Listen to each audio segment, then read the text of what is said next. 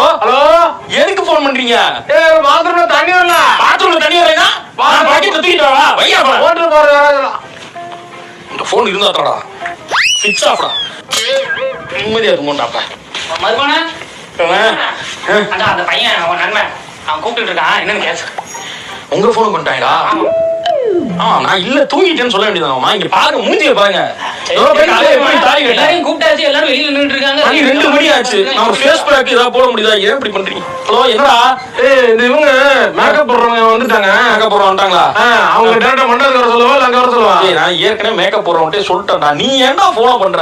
இல்ல, அவங்க எனக்கு கூப்பிட்டாங்க. எனக்கெல்லாம் கூப்பிட்டுருக்கோம், அவங்களுக்கே தெரியும்டா.